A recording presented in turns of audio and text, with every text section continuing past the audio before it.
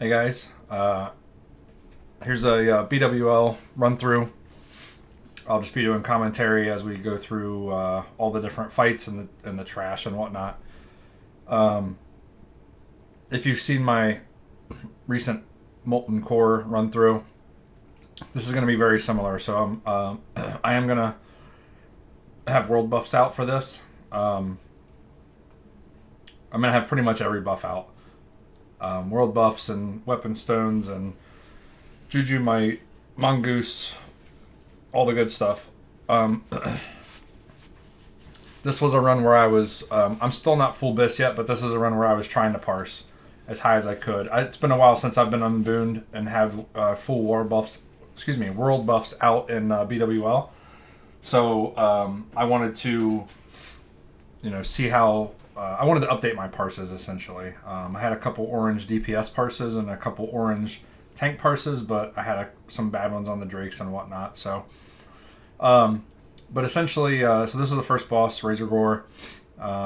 We have a person who controls the mob, who controls Razor Gore, killing the eggs up until there's only one egg left. So we split the raid half and half. One half is on the side where I am, the other half is on the other side of the ramp, and we just kill ads as they come. So you can see my timer just expired for the ads spawning, so here come the ads. In this day and age, meaning you don't have, prot warriors with terrible threat. You have DPS who actually know how to spec and how to gear. Back in the day, this fight used to be done quite a bit differently, and raids, some raids would kill the ads, but most people were not able to do that. At least not most of the guilds that I was aware of back then. They would kite them around the room. So they had warrior tanks would just piercing howl and demo shout and battle shout, whatever, to keep aggro off the healers, and they would just kite all these around the room and run around the room while Razor Gore destroyed the eggs. You don't really need to do that, though. Like I said, in this day and age, the dragon spawns when they come out. You can taunt them, but they will keep running regardless until they reach either the orb controller or Razor Gore. These guys are kind of out far away from us. You want to try to stay by the ramp, and you want to tell your DPS to stay by the ramp. If you have ads that are heading towards Razor Gore, usually healing aggro will pull them off. I think right there we had our orb controller lose control and somebody else took over. You don't want the orb controller to get hit because they will lose control of Razor Gore. So you're pretty, as a tank. You don't really have to tank. You can be in Zerker stance. I wasn't. I was in defensive stance, but again, I've got full world buffs out, including DMF. So I'm not super concerned about how much DPS I'm putting out. None of the ads really hit hard. As soon as the dragon spawns come out, you want to get on the dragon spawns right away so that you have aggro. They don't hit that hard, but you don't want them to be around casters. So you see I'm just following them up the ramp, then I drag them back down the ramp. I want them to get away from the orb controller so that they don't knock him loose. So the way that this fight works is there's eggs in the room. You can see you mind control Razor Gore, and then you break. He has an ability, has a couple different abilities, and really the only one you're concerned about is called, I think, Destroy Egg. And you run up to the egg and you get within, I think, 5 yards of it, and you cast Destroy Egg, and then it's on a cooldown for 6 or 8 or 10 seconds. I don't remember exactly. And you have to run around the room and destroy all the eggs. I think there's 32 of them or something like that. There's 30 of them, so we're at 18 out of 30. And then when you destroy the last egg, then all of the ads leave the room, and then Razor Gore will engage. He'll become hostile. Whoever destroyed the last egg, so whoever was mind controlling him last and destroyed the last egg, will basically have infinite aggro. So you want that to be a tank who... So in this case, I'm not going to be the main tank. Because I have world buffs out, I'm going to be the chase tank, because what happens is Razor Gore will have infinite aggro on whoever breaks the last egg. And because of that, that can be a protection warrior, it could be a druid, a feral druid, it could be a warrior with a shield on, it could be a fury pride, it could be, anybody. But your chase tank needs to be able, so that lets your DPS just go crazy. Now they're probably not going to blow all their cooldowns, at least we don't, because the Veil of Straz fight is next and you want to save cooldowns for that. So you're not going to blow Wreck. You're probably going to blow Death Wish and wait for Death Wish, but you're not going to blow Wreck or any long cooldowns on this boss. But you need a chase tank because, and a chase tank in our guild is just an off tank who is second on threat. We call it chase tank, and that person's job is to be second on threat no matter what. So what happens is Razorgore will conflagrate the main tank just like General Dracasath does in UBRS 10-man. And it stuns and disorients the main tank, and he'll go to the next on threat, and he's not tauntable. So you want someone to be breaking all the eggs in the room until so right now we're at 28 out of 30. You'll see that there'll be a swap here. He'll go hostile, and then somebody will grab the orb. Then that person will break the last egg. So you want to start pooling rage if you can, if there's ads. So there they just, we just went out of combat, went back in. So they're calling it last egg. I'm running over. I don't really have anything to fight. I don't really need a ton of rage, but I'm not casting any abilities here. So there he goes. He's running towards the main tank. You blow a FAP because he does do a War Stomp. So you want to, a FAP is a free action potion. Anyone in melee range needs to blow that. So I'm going to kind of stand off to the side here because I want him to turn away from the melee so there he can flag the main tank. Now I'm going to stand by the main tank so the DPS are not getting cleaved. Excuse me. So it's a pretty straightforward fight, pretty easy fight. You see some people did Death Wish, but not all of them. You can see my top of my screen's on Death Wish, Hive Mind, Weak Aura. Because this fight, Veil of Straz, and I screwed this fight up because I didn't, my DBM timer wasn't showing, so I messed up but I'll show, and I'll talk through kind of what the rotation is. So you run in this room, you kill the goblins, they try to run away. I'm actually on the quest right now, I think. Yeah, I was on the quest for, what's it called? The Scepter, Shifting Sands Scepter quest line, so I grab that quest from him. Normally he doesn't have that unless you're on the quest. You would just pick the dialogue option. So I'll do that in a minute. And what you're going to do is you're going to talk to him where I'm standing, because that way he faces away from you so you don't get parried right off the bat. So you can see where, yeah, so I'm going to hit the dialogue there.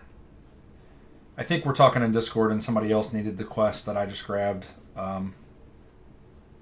Or something. We normally would have started it by now. Because it's a little RP event there. Oh, that's why my timer didn't show up, I think. Oh, no, there it is. Combat starts. So what you want to do is, I probably should have had a different BCT set up for this, because I think I lose my fire buff here. But what you want to do is you want to be in Berserker stance. So you can see they're getting inspiration up on me.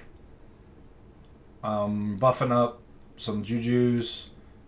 Combat starts in, I blew Recklessness like an idiot. You should have waited 10 seconds.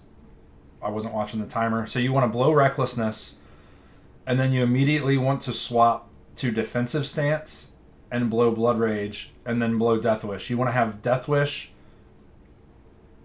So I have world buffs out, so it didn't really matter. But you want to, so there I blow Death Wish. You want to have Recklessness up maybe 2 seconds before Veil pulls. Then you want to Blood Rage, or go to defensive stance, then Blood Rage. Then you want to blow Death Wish, and then your trinkets, everything. So I blew Last Stand just for extra health. The main tank pretty much never dies in our guild in this fight, but you want to be preventative anyway, because you have a long way to get to the next boss. So you stand there and let the healers heal you, and then you can carry over the buff until the next room, and you can kill the next 2 packs with this buff up if you're fast. So the buff is the essence of the red. It gives you full rage, well, not full rage, but it's like 50 rage per second or something crazy. 25 rage per second. Like basically you can't spend it unless you're executing. So we carry this buff over into this room so we can kill these packs faster. So the healers have basically unlimited mana, DPS have unlimited mana, warriors have unlimited rage. We get them marked up and we run it in pool. We have a hunter kite one of these out of the room. I believe it's the captain. And then, so once my skull dies, so we're talking in Discord about the pool right now. Run in, don't swap stances because you'll lose your rage. Just warriors shouldn't be charging, but they do anyway. That's how it goes. So when skull dies, and I'm just cleaving stuff. So to call out in Discord and say, hey, release the square. So I've already done that. Here comes square. You want to, oh, I got punted. So I called it out, said, hey, I got punted. Somebody get square. You want to face him away from the raid. He does a cleave. They got the next pack marked up. You get ready, go in. So there I charged in expecting the other warriors to charge and then they didn't. So, you're damned if you do, you're damned if you don't. As a general rule, I never charge as a tank. It's not a good habit to get into. So I called for square to be released. Now I'm going to drag him over. Wait for the DPS on the left to kill the rest of the ads. I don't want him cleaving anybody. And then I'm going to drag him to the door.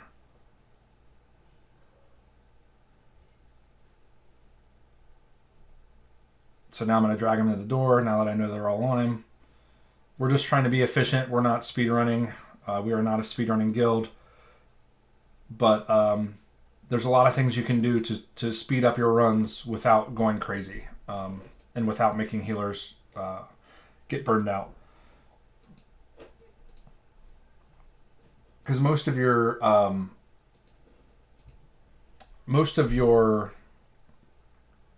speed run, most of your like increase in times, your gear does matter. Whether or not your DPS are consuming, that matters. But your healers are really what is going to either be speeding you up or slowing you down.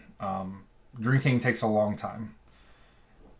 And chain chugging mana pots is expensive. So your healers being geared and your healers being efficient with heals are what speeds you up the most in raids like this.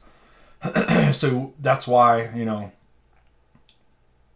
people might be, wondering, well, what, it's BWL and you guys are Nax geared. Why can't you just eat the cleaves? Well, if 8 warriors or 9 or however many warriors we have are all eating cleave, I mean, that's a lot of damage going out.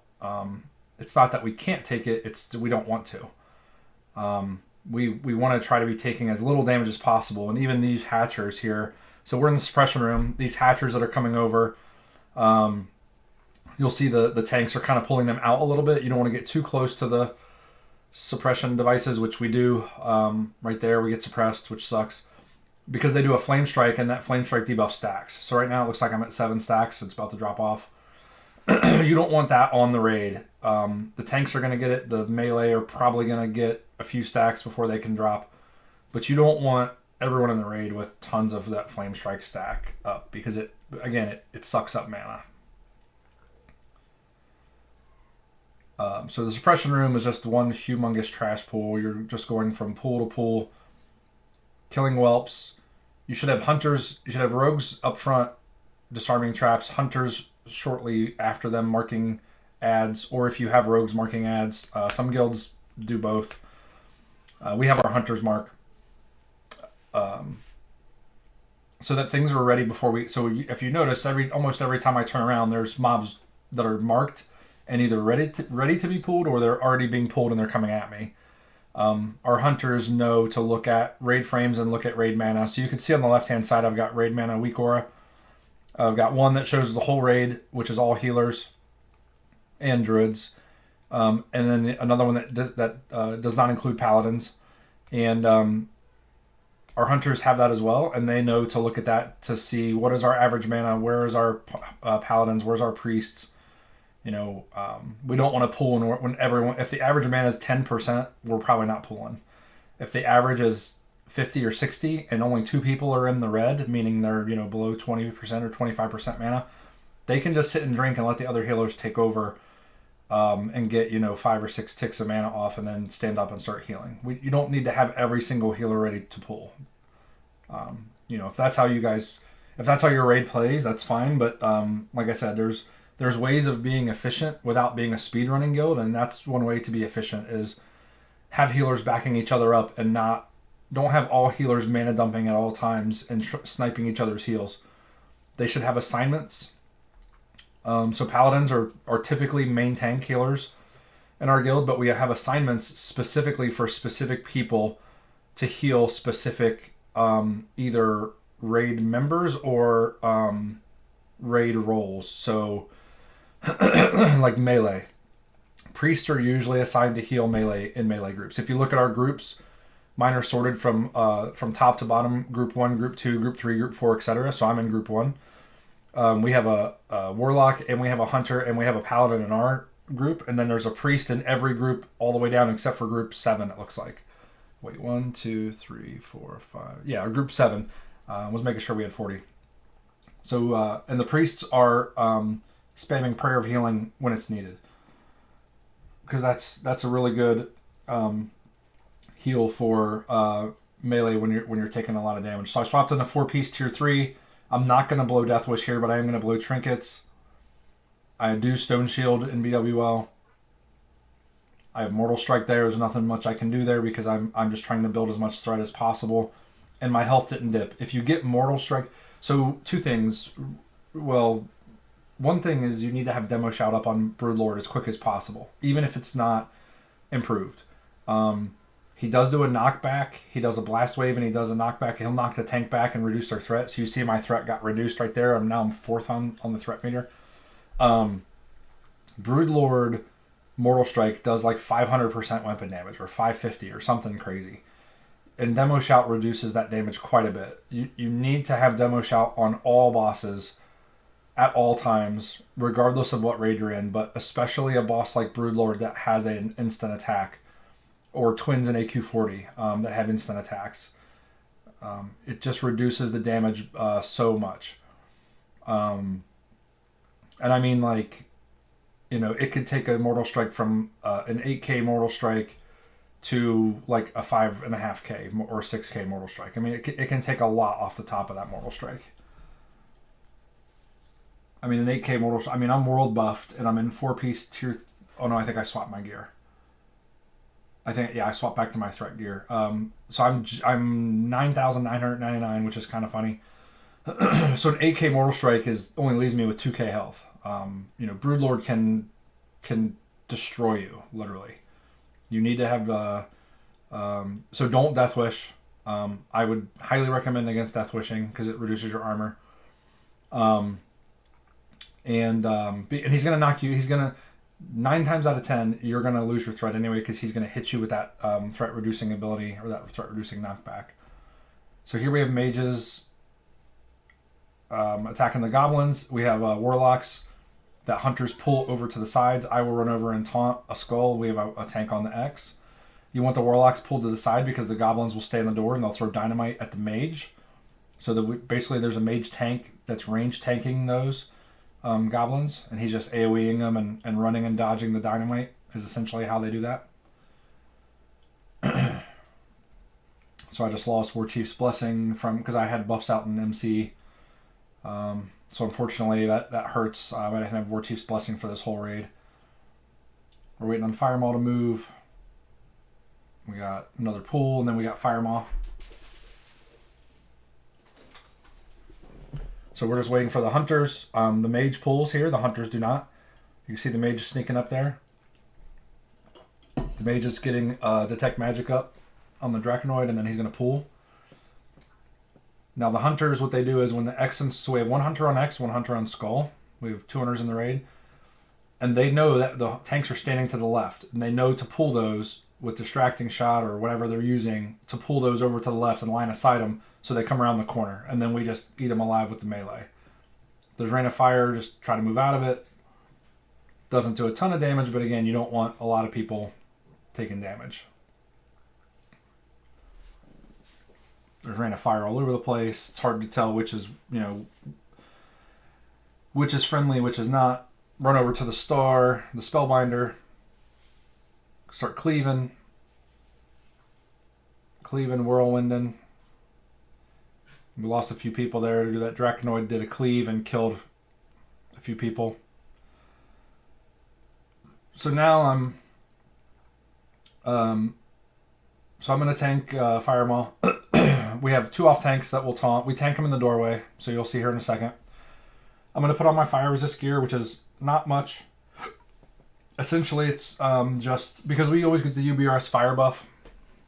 So you run into UBRS in the first 2 pools or 3 pools inside the instance. There's mobs in there that you can mind control with a priest, and you can mind control 2 or 3 of them, how many priests you have, and you can have people run in and out of UBRS and buff the raid. So I just have Dark Iron Helm and Legs with fire resistant chance, and then I have my Shadow Flame, my NXT Cloak. I'm at 213 fire resist with the Pally buff, which I'm right now. I have the game volume muted, but what I'm saying to myself is, where's my fire buff? Because I'm missing 80. I should have 83 more fire resist. I should be right at 300, and I'm not. I'm a lot lower than I should be, but we kill him so fast it really doesn't matter. So you don't need to be 315 for this boss. It does help. But if you're world buffed and if you're gonna able to kill him in a certain amount of time, I've seen we had a feral druid once in my previous guild where the main tank died, and the off tanks typically don't wear fire resist because they don't need it. They're just taunting for a wing buffet, and then they run back behind line of sight. And we had a feral druid off tank, and he got up to 27 or 28 stacks of flame buffet and or flame buffet, however you want to pronounce it. And he still didn't die. The healers were keeping him up. So and I know warriors who tank this with the Petrified Scarab from AQ40, and that's all they use. They just pop that and then use that for their fire resist. So it's up to you. I like the Dark Iron Helm and Legs. I am going to dual wield. I'm not going to shield. Instead of throwing a shield on the initial pull, because Thrash normally eats a chunk of your life right off the bat, what I like to do instead is blow Last Stand or Rejuvenating Gem. Or, not Rejuvenating Gem. Life-Giving Gem. So there I blew Last Stand. So I'm getting him in the doorway here. You want to stand right about on the crack where I'm at. I could probably actually stand a little bit further back. Maybe just outside the red circle. And then the off tanks are coming in. You see they will taunt for that wing buffet timer. He had a taunt resist. I hit escape because I don't want to overtake his threat. So he got kicked to there. I'm going to try to push Firemaw backwards a little bit. There we go. Now he's a little too far to the right, and this actually comes into play later. I probably should have gone to the left and had him, up into the left and had him follow me a little bit and then push back a little further, but you really don't want to move Firemaw hardly at all if you can get away with it. So there was another resist. I think he Mocking Blows, so that's a good move there. Now, I should have moved further left here. I probably should have gone... So I got hit by Wing Buffet. That was total newbie mistake by me. I was watching the off tank and not watching my positioning. So just run back in and taunt. Luckily, no one died, and luckily the DPS didn't all run and scatter. And then he died. So the Wing Buffet is like a 60 or 70 degree arc. So you can't be... You need to be at a 90 degree angle to his side, and I was not there, which is why I got hit by Wing Buffet and pushed back. Wing Buffet's not a huge deal for threat loss because you can always taunt and get your threat back. But in the case of the door strategy that we do, as you can see, you get tossed into the room. So normally he does not get moved like that. Normally he sits right there in the middle. And doesn't get too close to the left or too close to the right, either way. But you just got to be prepared to, make adjustments on the fly. So here's some more tech packs, goblin techs. I'm running in taunt. There I taunted. Sometimes those guys get stuck. Sometimes the mage gets aggro and then the hunters don't realize it, or they can't pull aggro off the mage, or sometimes you just need to run in there and taunt and then line of sight and get out of there, because those goblins will eat you up with dynamite. But if you have really good hunters who are paying attention the whole time and getting threat, then you can just stay line of sight till they come to you. And there's other tech packs after this you'll see that where mobs get stuck and it becomes a pain in the butt.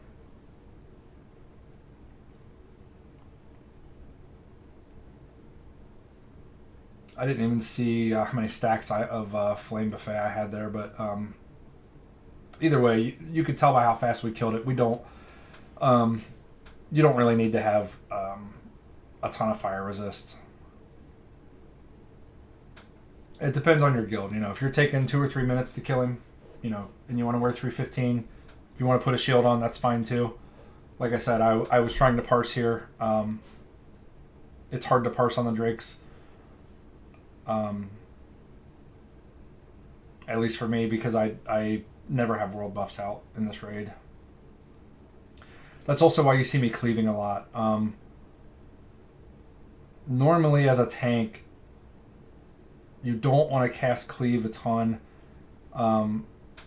because you're going to do more threat with heroic strike. So right there, yeah. So, man, that guy, he just killed several people in the raid. So this Draconoids, I screwed up there. What I should have done is stayed with the range and not run up, because my FAP had run out. Those guys will do a War Stomp, and they also have a vulnerability. So if they have, like, let's say fire vulnerability or shadow, that tank is not going to be able to keep aggro off of the mages or warlocks.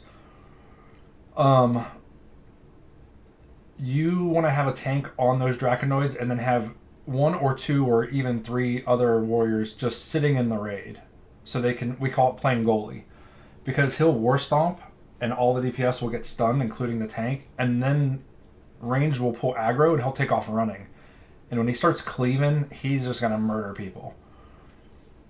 So you want to be like 20 yards away. You don't have to be with the ranged. You want to be maybe between the tank and the mob and then the ranged, depending on how close the ranged are. But as you saw right there, he also can put a debuff on the tank that makes him spin and do whirlwind damage to anyone around them, which can also kill people. So here's another tech pack. See their skull coming down. You just gotta wait. Don't run out there. You're gonna get dynamited. You're gonna get, run out, taunt, try to keep him by the corner, try to line of sight him around the corner, drag him around the corner.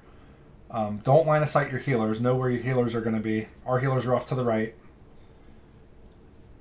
But as I was saying before about cleave, I'm cleaving because I'm trying to maximize damage. I'm not maximizing threat. For 1, because I've got roll buffs out. For 2, because I'm trying to parse. I normally only will cleave if I'm main tanking a mob. I'm really only going to be cleaving if I'm confident that I have no chance of losing threat. Otherwise, I'm heroic striking. It's just really not. It's just not worth it, really. All the DPS warriors should be cleaving and whirlwinding, of course. But as a tank, I mean, you can kind of play it by ear. I just don't like. I don't like to get in the habit of cleaving. I like the muscle memory of heroic strike instead. And my heroic strike is 4, and then my cleave is shift 4. So they're very similar buttons. It's easy to swap from one to the other. But heroic strike does more threat on a single target. That's another thing. If you're trying to build aggro on a second target, then yeah, cleave. So here I ran out because the tech pack is way up in the front and over to the right, so we have plenty of room. And you can see all the cleaving going out here. And then as soon as my mob dies, I swap to Berserker stance. Just try to pump out as much damage as possible.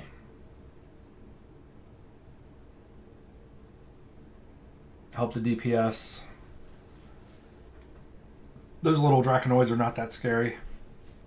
They can cleave and they can chain cleave and they can kill Clothies, but just keep them away from Clothies. Make sure Clothies know where those mobs are, and you know, we've done this so many times. We just know, we know, you know, that they get drugged to the right, or they get drugged down the middle, or they get drugged, you know, wherever. In the previous room, we know they get pulled to the right. So the healers just know not to be there. So if you're a healer,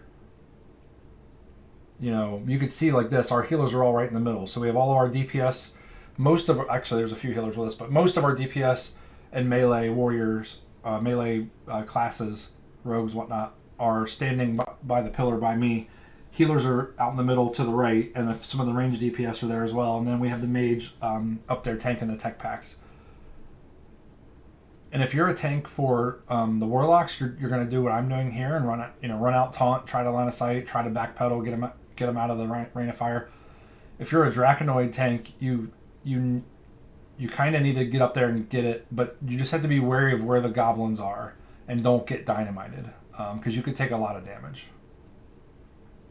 We've had tanks die before trying to get their mob, because they run up into the goblins to get it. And, you know, just wait for it to come to you. And if it changes course, then just be in a position to intercept it. Like, be in a position where you can get to it before it gets to a healer or Clothy or whatever. I think there's another pack or two. So we already have the hunters already around the corner marking. We're, you know, you can't hear it, but we're always talking in Discord. The hunters are always communicating, you know, 2 packs left, 1 pack left. You know, the mage is drinking. The mage, we even innervate our mage. So we have 2 druids with us in this raid. Sometimes we have none. Sometimes we have 1. Sometimes we have 2, 3, whatever. These packs, because we need a mage tank, you can either swap mages and have 1 mage drinking and let the other mage pull, or you can innervate the mage. And we do that pretty frequently, where we will innervate the mage so he doesn't have to sit and drink. Because, like I said, whether you're a healer or whether you're a DPS, sitting and drinking is a huge time waster. It takes a lot of time to recover mana that way.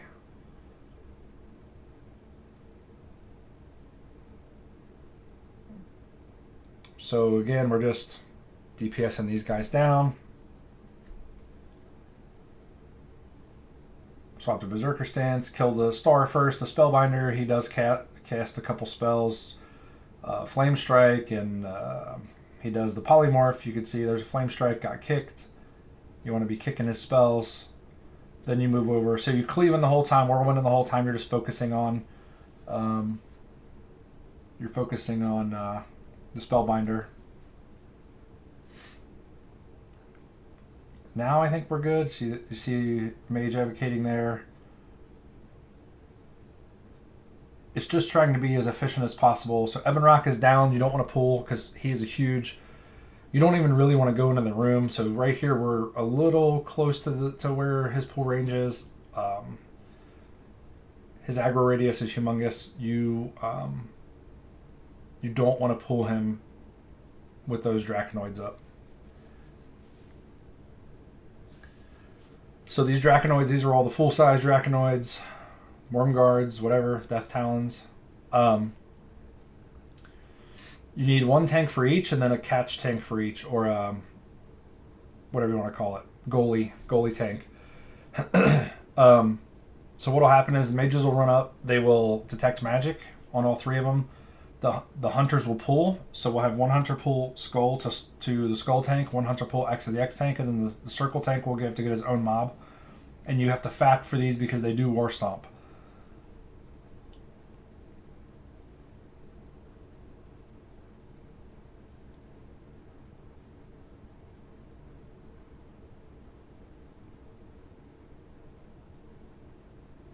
So here I've lost some of my crit stones and whatnot. I was getting ready to rebuff them. I wasn't paying attention to my buffs. You can see my buffs on the left there above the threat meter. So their mage pulled off me because this guy has a fire vulnerability, and like I said, so there you see he war stomped. I was immune. You just don't want those guys to get in the ranged, or the casters, the healers. I mean, they will just screw people up. So you see I'm hanging back. I'm just kind of watching. I'm changing mobs. I'm going to check the threat on them. Now I'm going to put crit stones on. You see there's tanks taunting. We're communicating in Discord too. We're saying, you know, hey, Skull is Skull is spinning. DPS go to X if you're spinning. Like if I didn't have that happen to me there, but the tanks are always communicating, and they're communicating with the off tanks too. So, you know, hey, I'm about to lose aggro on Skull or whatever the case may be. So now we're on Ebon Rock. I'm gonna run up and grab him. So you run up and just throw a couple melee attacks at him and then jump off the ledge. So get a pre-shield on you, so that way it eats up some of his thrash charges if he does thrash you. These drakes all have thrash, which is basically Wind Fury. So there I got a couple hits, a Bloodthirst, and a Heroic Strike crit. I've got two tanks to my left, and I'm going to stand on the, I guess on the other, they're standing on the right, I'm on the left, I guess, if you want to look at it that way. So the way that we do this boss is those two tanks taunt anytime that I get the debuff, or if Wing Buffet's about to happen. So they will taunt Wing Buffet off of me, and they will taunt the debuff off of me. So they're going to taunt back, and it's hard to not lose out. You just have to keep pumping. You can't hit escape and stop, you know, attacking. So sometimes you get aggro back. So there I hit escape. Just because I was worried. I kept pulling aggro off them. I'm world buffed, and I don't think they were. But typically, you would just keep attacking, and then they will taunt off you. And if one tank taunts and then I get aggro back, then the other tank will taunt. And you're just trying to keep Shadow of Ebon Rock off of whoever is the main tank at the time, and also not let Wing Buffet hit that person if possible. If it hits you, it's not the end of the world. You can always taunt your way back up the threat meter. But that boss, as you can tell, super easy compared to Fire Maul. This boss is even easier. Flame Gore is pushover. So I'm going to wait for a pre-shield. Blood Raging to keep my rage up high. So I'm going to go in without a shield because they're not shield. There we go, got a shield. So I'm going to pull him over to the edge. I blew my trinket there.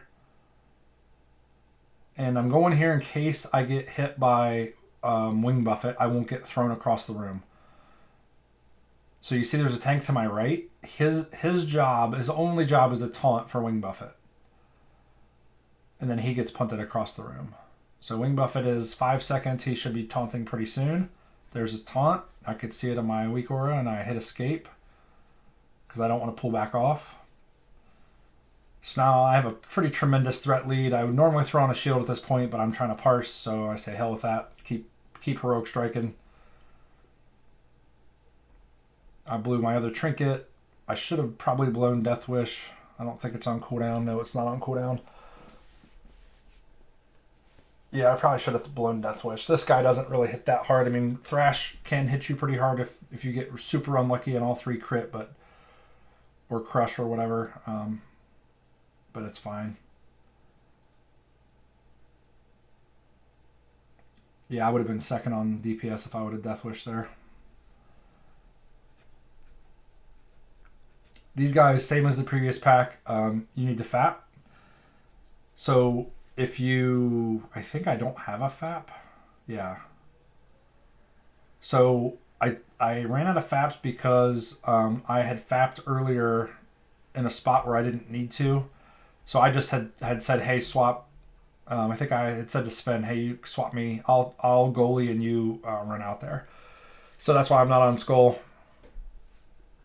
Just hanging back. If you run up there and you try to get rage and just DPS stuff. So here I'm checking threat meters, seeing if there's any mages about to pull.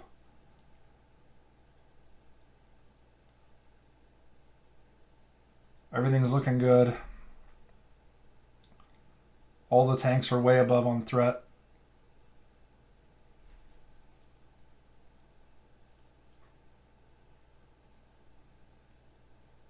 So I just don't really need to do anything here. This is pretty rare that you don't have at least one worm can take off and attack everyone else. So I ran in and started trying to get my rage up, and then I got stomped, and you can see that warlock is catching up, but the mob dies. So I went in to get my rage up for Chromagus because we're gonna pull. We usually run in and pull pretty quick, but we are trading sands, so you do need bronze sand, which drops from the trash. And what that does is it removes bronze brood affliction, I think it's called, or affliction bronze brood. I can't say it. The hourglass sand. You see us trading it in chat there. So the hourglass sand removes that. You need to hand that out to the raid. I don't think every single person needs it, but tanks and healers, and there's a few other key personnel who need it. I have 7 on me. You can see above my taunt and my action bars. Excuse me. I have 7 of them on me. But normally we trade those around, so it looks like I'm actually going to lose my rage. And I could tell I don't have my Onyxia Skull Cloak on still. So I'm a noob.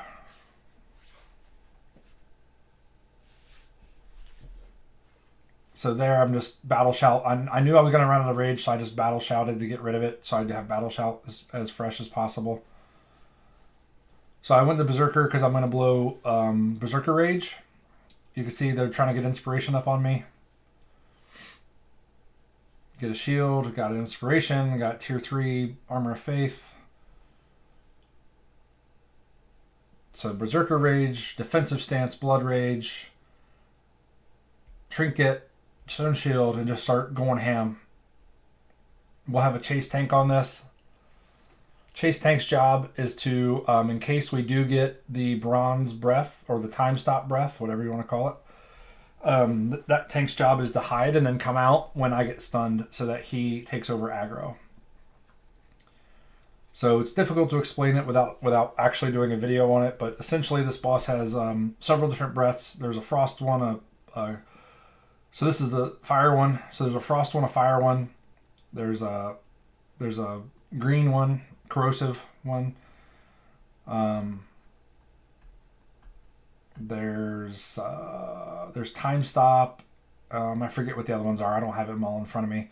Really, the only one that's a big deal is time stop, which does exactly what it says. It stops time and it stuns everybody who is in line of sight of Chromagus, including the main tank. So you need an off tank who's second on threat to run out of. There's 2 fire ones. So there's Ignite Flesh and then there's Incinerate. So we're lucky. So he only gets 2 of the breaths. He doesn't get every breath possible. He only gets 2 of them.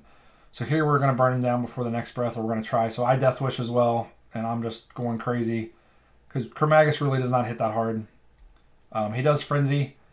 He just crit me there for 2k, but 2k out of 10 is not a big deal. Chromatic Boots dropped. Best boots in the game for DPS and tanks. DPS warriors.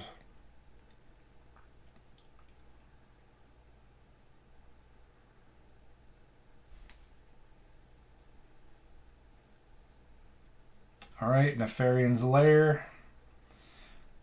So I took off running and I have that debuff on me still, and the healers are doing a good job of keeping a renew and a bubble on me.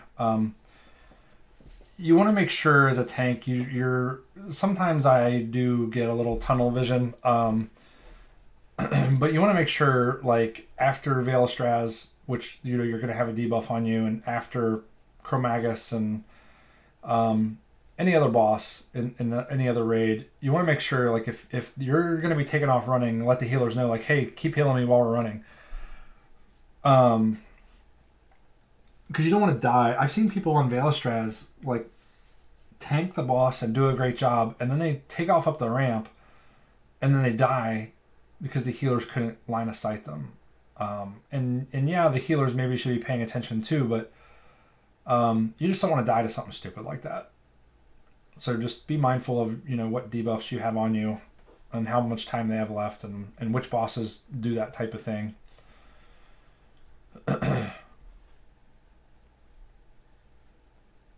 So we are lining up here for Nefarian. Nefarian does... First phase is an ad phase. You're going to see a bunch of Draconoids come out. So we just engaged him. He is untargetable. He runs around and shadow bolts people. The Draconoids come to life in phase 3. So we try to stack them in such a way that they all come to life at the same point on the map or the same point in the room. And that allows our mages and warlocks and whoever else is going to be sappering or whatever. All of the AoE can happen to all of them at once. And you'll get to see that. You'll probably get to see that here. I'll try to call it out when it's happening. You can go into the cubbies and you can kill them all in the cubbies much easier than this. I actually prefer, as far as killing Draconoids and the speed in which you can do it, being inside each individual cubby and splitting the raid, you kill the Draconoids faster, but then it is more chaotic when phase 3 happens because they don't arrive at the ranged at the same time. So if you've ever been a mage and you've AoE farmed or tried to AoE mobs, if they're not all tightly packed together, it becomes more of a chore and it's a pain in the butt, and you have a higher chance of dying. If you stack them all up like this, so you can see there's a few of them outside the circle. We kind of are making a circle here, and the raid leaders are always yelling for people to quit and wait for them to come into the square. We want them to all be stacked in the square, because you don't want some to be, like I said, arriving first and start attacking and meleeing, and people are casting AoE abilities and not hitting the ones in the back. You want them all to get revived in phase 3 at the same time and run at the same pace and arrive at the same time. So we're not doing a great job of it here. We never really do a great job at this, honestly. It works out, but ideally you would want to have one giant stack of skeletons, and we kind of have like a half moon going on, and they're even so they're spread outside where they shouldn't be. So here I got a fear ward. You want a fear ward up at all times. If you don't have a fear ward up, you're gonna have to stance. So we are leaving early. I have myself, a paladin, a couple healers, and we call it the landing party. The landing party leaves early before Nefarian arrives because I need to be able to pick him up and I need healers with me. So I get between him and the raid. You don't want to stand where I'm standing now. You don't want to start there, because if he takes off running away from you, you'll never catch up to him. You want to be standing where he has to go through you to reach the raid, and then you immediately start casting, because he's not tauntable. So you see me swapping from shield from time to time. That's usually because a Shadow Flame's coming, and I don't want to catch a Shadow Flame and cleave, or a Shadow Flame and a thrash if I'm taking one of the drakes. And you see me in the previous video, or the previous portion of this video. I do throw on a shield from time to time just to try to mitigate a little bit of damage. So again, just here comes Shadow Flame. I didn't put on a shield there, but sometimes I do. My health really didn't dip. Our healers are really good at keeping shields on me when Shadow Flame is coming. So right there, I got decursed immediately. We got Infernals over on the left. There was a Warlock call. I've got a really big threat lead, but I'm trying to parse again. Normally I'd put on a shield here. Bellowing Roar. Now I'm calling in Discord for Fear Ward. Say, hey, Fear Ward me. I don't have it yet. There it goes. I got Fear Ward. Just keep DPSing. Keep casting your abilities. Keep Demo Shout refreshed. The skeletons should be spawning soon. You'll see them in the top left, just behind my Deathwish Hive Mind. They should be coming now, I think. Bellowing Roar again. Did they already kill the skeletons? Oh, here they come. So you see them all running at once. Everybody's AoEing. There's some sappers going off. There's some holy waters going off. They did a rogue call. I'm going to spin him. You saw some rogues blow evasion. I spin him, but he's dead anyway. You want to spin him when rogues get called because they get teleported to the front of Nefarian, and he cleaves. So they will die, or they can die. You saw they blew evasion, but I just spin. It's easy to spin the Nefarian around, and then after you can just keep tanking him spun around even after the class call ends. It's not a big deal. So that's it. I didn't do too terribly bad. Looks like I was 6th overall in damage with world buffs, but I didn't have full world buffs. I lost Songflower and I lost Rend pretty early because I had them out in Molten Core. But yeah, that's just the BWL run from my perspective, from a main tank perspective. Pretty quick run. We really didn't sit around and stare at flowers for too long. We didn't have too many deaths. Deaths are obviously going to slow you down because you got to res people and stuff. But like I said, there's things you can do to speed the run up. Try to drink in between pools. Let some healers drink, other healers heal. As a tank, you just always want to be ready. Always try to have your buffs on, have your crit stones on, have your consumes on. Always be at the front, be where the hunters are, know where the hunters are, that sort of thing.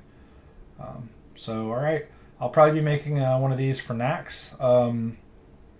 After I'm going to wait till I get a really good clean Nax run where I don't make a ton of mistakes. I make mistakes all the time, but sometimes they're small mistakes instead of large ones. So I'll be putting one of these together for Nax, and maybe for some of the 20. I really don't do the 20 mans anymore because I don't need anything, and I also don't. If I do run them, I run them on an alt. I don't run them on this character. But maybe I'll do some 20 mans in the future or an Onyxia or something like that. But until then, I'll see you guys next time.